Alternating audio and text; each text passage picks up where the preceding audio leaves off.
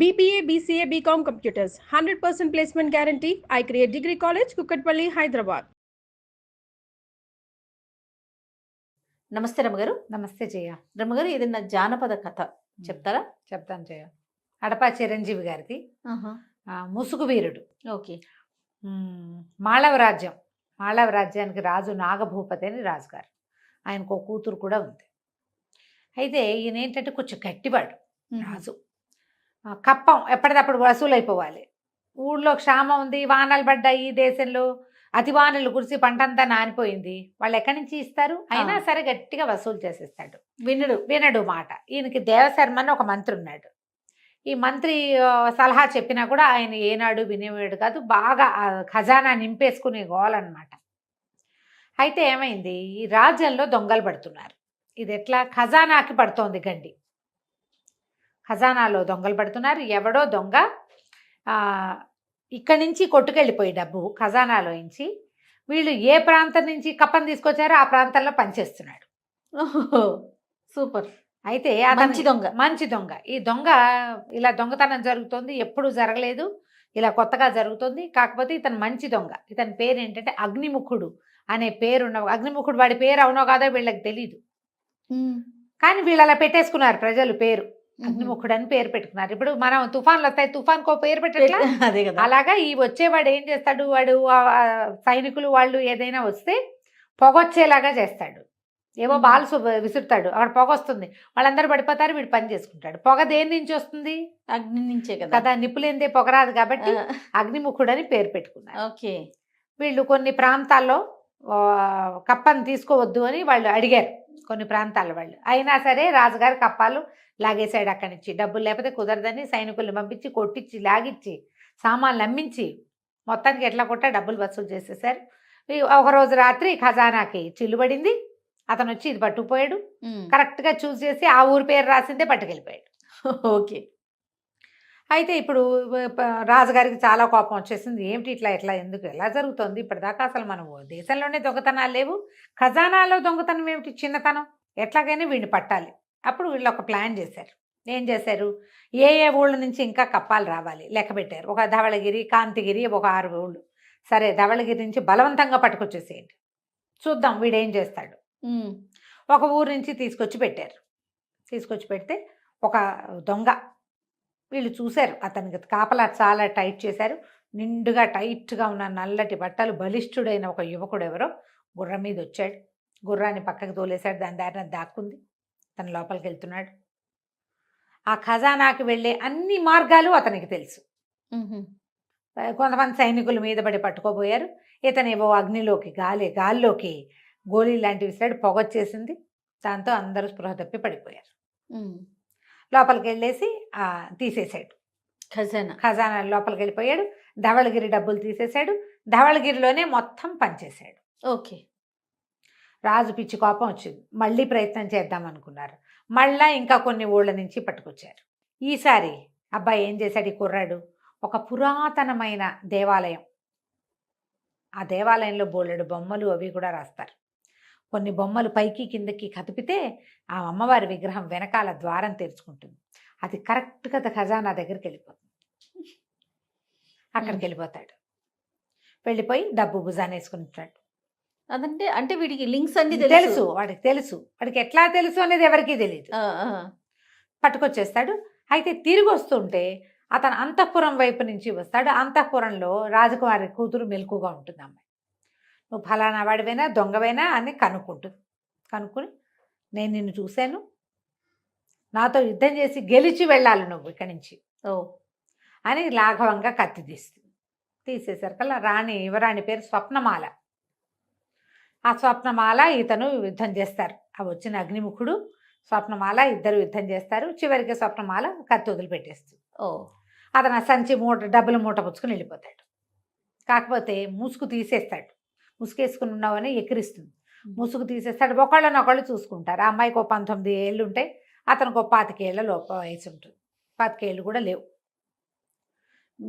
ఆ ఏజ్లో ఉన్న వాళ్ళు ఒకళ్ళ సత్తా ఒకళ్ళు చూసేసరికల్లా సహజంగానే ఒకళ్ళ మీద ఒకళ్ళకి ఆసక్తి ఏర్పడుతుంది. వీడు దొంగ, దోపిడీకారుడు, ఇంత చక్కగా ఎలా ఉన్నాడు అనిపిస్తుంది అమ్మాయికి.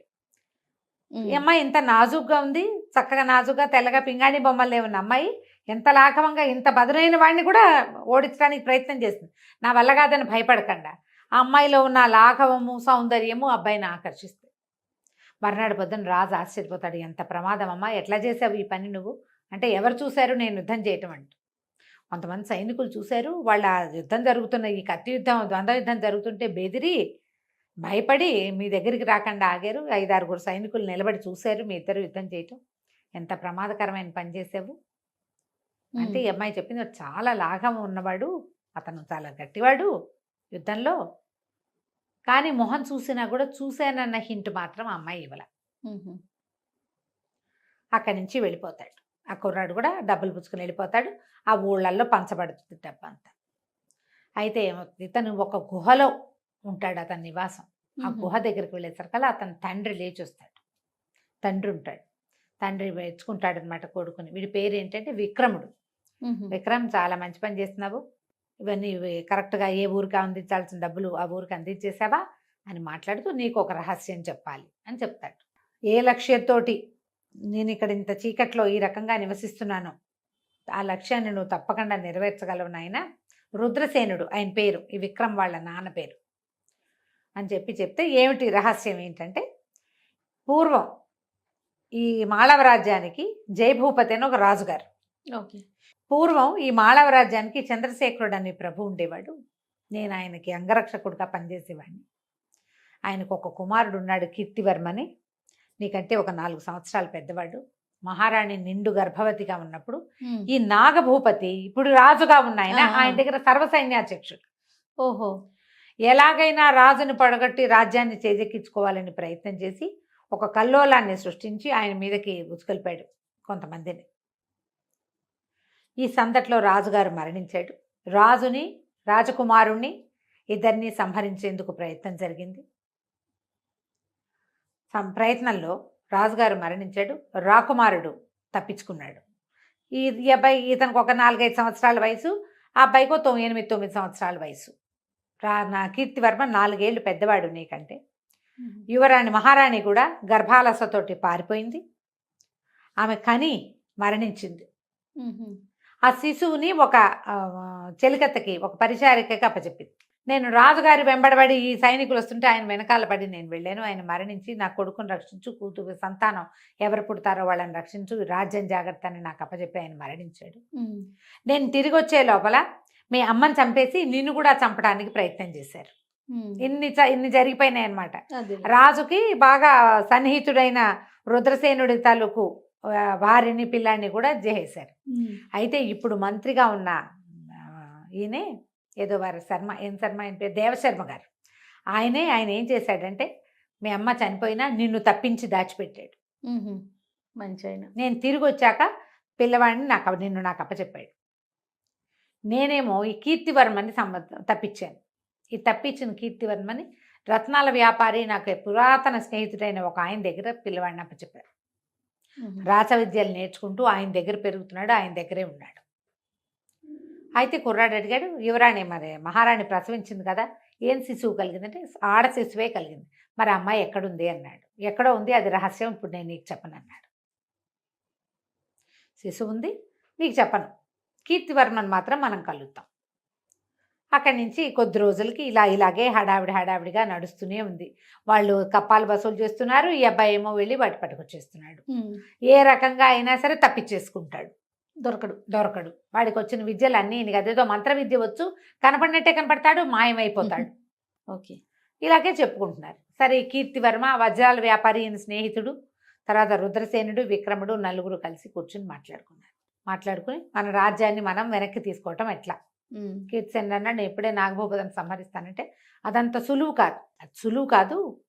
నిదానంగా, ఇప్పుడు మన ఎంతమంది ఉన్నారో ప్రజల్లో, మన వైపు ఎంతమంది ఉన్నారు, పాత రాజు మీద ఆకాంక్ష ఉన్నవాళ్ళు, యువరాజు బతికే ఉన్నాడా లేడా అని దిగులు పడేవాళ్ళు చాలా ఉంటారు, ఖచ్చితంగా ఉంటారు. పాత రాజుకి ఆంతరంగికులు ఉంటారు, విశ్వాసపాత్రలు ఉంటారు, నమ్మకస్తులు ఉంటారు, బొళ్ళతమంది.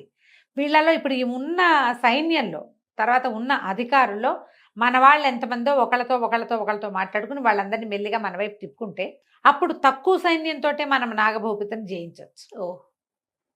అయితే ఇప్పుడు సరే మాట్లాడుకున్న తర్వాత ఎవరి దారిని వాళ్ళు డిస్పర్స్ అయిపోతారు. ఈ విక్రముడు, ఈ అగ్నిముఖుడు పేరున్న విక్రముడు అప్పుడప్పుడు అంతఃపురంలోకి వెళ్ళొస్తూనే ఉన్నాడు యువరాణి కోసం. వీళ్ళిద్దరు కలుసుకోవడం, కబుర్లు చెప్పుకోవడం వచ్చేసింది బాగా. అయితే ఒక గూఢచారి ఒకడు యువరాణి ఈ అబ్బాయి కలుసుకుంటున్నారు అనే సంగతి రాజుకు అప్పచెప్పేశారు. రాజుకు అప్పచెప్పి యువరాణి కోసం వచ్చినప్పుడే ఏదైనా గట్టిగా పట్టేసుకుందాం అనుకున్నారు, పట్టుకోవాలనుకున్నారు. వీళ్ళ ప్లాన్ కూడా దానికి తగినట్టుగానే ఉంది. సరే కొద్ది రోజులు గడిచేసరి కల్లా ఒకనాటి రాత్రి యువరాణిని కలవడానికి ఇతను వస్తే అంతఃపురం 4 పక్కల బంధించేసి ఏ పక్క నుంచి పోతుటే కూడా బయటికి వెళ్ళనివ్వకుండా చేసేసి పట్టేసి రాజ్యసభకి తీసుకొచ్చారు. రాజ్యసభకి తీసుకొస్తే సరే సభలో నుంచోబెట్టారు. మరణశిక్ష వేస్తానంటాడు అతను రాజు. తల్లి బతిమలాడుతుంది కూతురు, నేను ప్రేమిస్తున్నాను ఇతన్ని, దొంగతనం చేశాడు కానీ సొంతానికి వాడుకోలేదు, ఎక్కడికక్కడ పంచిపెట్టాడు, నువ్వే ఎందుకు ఆ పని చేయలేదు, ప్రజలకు ఇబ్బందులు, నువ్వెందుకు కప్ప వదిలిపెట్లా, అదంతా రాజకీయం, నువ్వు మాట్లాడద్దంటాడు తండ్రి. రాజకీయం పనికి ఒక పద్ధతి ఉంటుంది, మా పద్ధతి ప్రకారం మేము చేస్తానికి నువ్వు చెప్పొద్దంటాడు. ఈ పిల్ల బతిమలాడుకుంటుంది, తల్లిని తెగ బతిమలాడినా తల్లి ఏమీ చెప్పలేకపోతుంది. మరణశిక్ష ఖరారు. సరే మరణశిక్ష వేస్తామన్నారు. అన్నాక ఇతని మధ్యలో నుంచోబెట్టేసరికల్లా ఒక రకమైన టెన్స్ డెవలప్ అయింది. ఈ అగ్నిముఖుడి మీద రాజకుమార్తెతోటి కలుస్తున్నాడు, చేస్తున్నాడు అనేది ఒక చెడ్డ పేరుంది. కానీ వీడికి ఎంత మంచి పేరుంది ప్రజల్లో.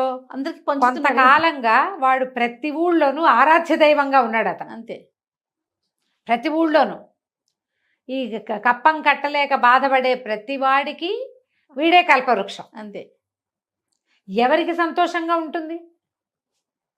యువరాణి అంతఃపురంలోకి జొరబడ్డాడు అనగానే ఒక టెంపర్, మన ఆడపిల్లల మీదకి వచ్చారంటే ఒక కోపం రావాలి సహజంగా. ఇక్కడ అట్లా రావటల్లా. అందరికి ఒక సాఫ్ట్ కార్నరే ఉంటుంది ప్రతి వాళ్ళకి. కొంతమంది అతని పక్షం వహించుతున్నారు కానీ ఇక్కడ ఏం అవటం లేదు. దాంతో రాజేమన్నాడు, గట్టిగా ఘోషణ చేశాడు, నువ్వు నా డబ్బుని నువ్వు పంచిపెట్టి, నీ డబ్బు ఎట్లా అవుతుంది అంటాడు ఈ అబ్బాయి. శిస్తు కదా, శిస్తు అది. నీ అంతటి నువ్వు వదిలిపెట్టవలసిన డబ్బు నువ్వు వదలకుండా తీసుకొచ్చావు. నువ్వు డబ్బంతా లోపల దాచుకుంటే నువ్వు ఇంకా రాజ్యం చేసేదేమిటి? అది నువ్వు సంపాదించింది కాదు, వాళ్ళు కష్టపడింది. డబ్బును అందుకు పంచిపెట్టాను, అయినా నువ్వు నాకు శిక్ష వేసేది ఏం లేదు, నన్ను ఎవరు పట్టుకోలేదు, నేనే పట్టుబడ్డాను అనేసరికి రాజు ఆశ్చర్యపడ్డాడు. నువ్వు పట్టుబడ్డం ఏంటి? మేము ఇంత ప్రయత్నం చేస్తున్నాడు. ఏమీ ప్రయత్నం చేయలేదు, మీ ప్రయత్నం అంతా నేను చేయించింది, నేను ఒప్పుకున్నాను కాబట్టి అని ఈ గొలుసులు వేసి పట్టుకున్నారు. ఆ గొలుసులు చేతపుచ్చుకుని దగ్గరికి లాగితే గట్టిగా లాగేశాడు. అటు ఇటు నిలబడిన సైనికులు ఒకళ్ళకొకళ్ళు గుద్దుకుని గొలుసులు వదిలిపోయినాయి. అయ్యో. ఆ కింద పడిపోయిన సైనికులు పైకి లేచేసరికల్లా ఒక 5-6 సైనికులు వాళ్ళ కత్తులు అడ్డం పెట్టేశారు. రాజుకు అర్థం కాల, మన సైనికులకి కత్తులు చూపిస్తున్నారేమిటి? అక్కడ వేరే ఎవడూ లేడు, ఉన్నదంతా వీళ్ళదే రాజ్యం. అదేగా, వీళ్ళ రాజ్యంలోనే వీళ్ళ సైనికులే అగ్నిముఖుడిని పట్టుకున్న వాళ్ళని ఆపేందుకు ఒక డజన్ మంది తయారయ్యారు. ఏం జరుగుతుంది ఇక్కడ అని పెద్ద పెద్ద కేకలు పెట్టాడు, పెద్దగా అరిచాడు. ఏం జరుగుతుందంటే దేవశర్మ కూడా అర్థం కావట్లేదు. ఆయన మంచివాడే మంత్రిగా, కానీ భయస్థుడు సహజంగా. అది ఆయన ఏం చేశాడు, రాకుమార్తెని అదే డెలివరీ అవుతున్న మహారాణి పారిపోయేందుకు సహాయం చేశాడు. అవును. ఈ చనిపోతున్న విక్రముడి తల్లిని చనిపోనిచ్చిన పిల్లాన్ని ఎత్తుకుని పారిపోయి అతను మళ్ళీ రుద్రసేనుడికి అప్పచెప్పాడు. కానీ ఈ రాజుతో పాటే నాగభూపతితో పాటే ఉండిపోయాడు. ఆయనకి అర్థం కాల ఏం జరుగుతుంది అంటే ఈ చుట్టూతో ఉన్న మొత్తం సభాజనంలో నుంచి సగం మంది కత్తులు చేసి లేచేశారు. కూర్చున్న వాళ్ళ మీద కత్తులు చూపించేశారు. జనాల మధ్యలో నుంచి రుద్రసేనుడు బయటకు వచ్చాడు. నీ రాజ్యం మా చేతిలో ఉంది నాగభూపతి, చంద్రశేఖరుణ్ణి జయించినంత సులువు కాదు, ఆయన్ని ఒక్కడనే చేసి వెంటబడి వధించావు నువ్వు. ఇప్పుడు నిన్ను వధించడానికి ఇంతమంది ఉన్నారు, నీ సైన్యమే, నువ్వు పోషించిన వాళ్ళే. తన రాజ్యాన్ని హస్తగతం చేసుకోవడానికి చంద్రశేఖరుడి కుమారుడు కూడా ఇక్కడే ఉన్నాడని అప్పటిదాకా ఇలా తలకి ఇట్లా ముసుగేసుకుని ఉన్న కీర్తివర్మ ముసుగు తీసేసరికల్లా ఈ ప్రజలు చాలామంది నుంచున్నారు తీర్పులు వినడానికి. అందరూ ఆశ్చర్యపోయారు. డిట్టో వాళ్ళ నాన్నలాగా ఉన్నాడు అబ్బాయి. ఒక 20 ఏళ్ల క్రితం సంహరించబడిన మహారాజు మళ్ళీ బతికొచ్చినట్టుగా కనపడింది. పెద్ద పెద్ద చంద్రశేఖర్ మహారాజుకి జై జై అని కేకలు పెట్టారు. కేకలు పెట్టేసరికి ఆయనకి పిచ్చి కోపం వచ్చింది, కానీ కదలటానికి వీల్లేదు. వాళ్ళంతమంది సైనికులు ఈయన చుట్టూతా మోహరించున్నాడు, కదిలితే తగులుతుంది. పిరికి పందలు నా వెనకాల బోళ్ళంత చేశారు, నీకు అంత ధైర్యం ఉంటే నువ్వు నాతో పోరాడు, అది ఇదే అని గట్టిగా అరిచాడు. అరిస్తే ఇతను అన్నాడు, రుద్రసేనుడు, నీతో పోరాడాల్సిన అవసరం లేదు నాకు, నువ్వు ఎవరిని బంధించావో వాడితో పోరాడు, నా కొడుకు, నేను పెంచిన కుమారుడు, నీ కొడుకుని నేను ఆనాడే చంపేసంటే నువ్వు చంపలేవు కూడా. ఆ రోజే నా కొడుకుని నేను తేజికిచ్చుకున్నాను, నా దగ్గరకు వచ్చేసాడు. యువరాజు కీర్తివర్మని నేను రక్షించి కాపాడి పెంచాను, వీళ్ళిద్దరు ఉన్నారు, నువ్వు వీడితో యుద్ధం చేయి చాలు అనేసరికి చేరో కత్తి పుచ్చుకున్నారు. చేశారు. యుద్ధం చేశారు. యుద్ధం చేస్తే బాగా గట్టి దెబ్బ తగిలి రాజు కాస్త పడిపోయాడు. అప్పుడు ఈయన చెప్పాడు రుద్రసేనుడు, నీకు ఇంకొక ప్రత్యేకమైన విషయం చెప్తాను. మహారాణి ప్రసవిస్తే మరణించింది. మహారాణికి పుట్టిన కుమార్తె యువరాణి స్వప్నమాలగా నీ దగ్గరుంది. ఓహో. ఆ స్వప్నమాల నీ కూతురు కాదు, నీ భార్య అప్పుడే మగపిల్లవాడిని ప్రసవించి, పిల్లవాడు డెడ్కి ఏమనాలి దాన్ని, స్టిల్ బర్త్ బేబీ, మృత శిశువుని ప్రసవించింది. ఈ ప్రసవం చేసిన మంత్రసాని నా స్నేహితుడి భార్య. మృత శిశువుని పాతిపెట్టి మహారాణి కన్నా స్వప్నమాలని నీ దగ్గరికి చేర్చాం. ఇన్నాళ్ళు నువ్వు ఎవరిని సంహరించావో అతని కూతుర్ని పెంచావు. స్వప్నమాల వలవల ఏడవటం మొదలుపెట్టింది. అమ్మాయి మరి రాజకుమార్తె అన్నయ్య కేసు చూసింది, అన్నయ్య సంతోషంగా చూసినట్టు చెల్లెలు బతికే ఉందని ఈ రహస్యం చెప్పలేదు. స్వప్నమాలే యువరాణి అనే విషయం ఆయన ముందు చెప్పలే. అక్కడి నుంచి పరిగెత్తుకొచ్చింది దగ్గరికి. ఈయనేమో నాగభూపతి మరణించాడు కత్తిపోట్లకి. మరణించేసరికి తల్లిని కావలించుకుని ఏడ్చింది. ఇప్పుడు ఏం చేయాలి, ఆయన పెంచిన తండ్రి చాలా ప్రేమగానే పెంచుతారు కదా సొంత పిల్లలు అనుకుని. ప్రజలందరూ జయ జయధ్వానాలు చేశారు. ఈ నాగభూపతికి అంత్యక్రియలు చేసి తర్వాత ఈ ఎవరైతే వజ్రాల వ్యాపారి కీర్తివర్మని పెంచాడో ఆయన కూతుర్ని పెళ్లి చేసుకున్నాడు కీర్తివర్మ. రాజ్యానికి రాజు అయ్యాడు. సర్వసైన్యాధ్యక్షుడు ఈ అగ్నిముఖుడు అని పేరున్న విక్రముణ్ణి సైన్యాధ్యక్షుడిని చేసి యువరాణిని అతనికి ఇచ్చి వివాహం చేశారు.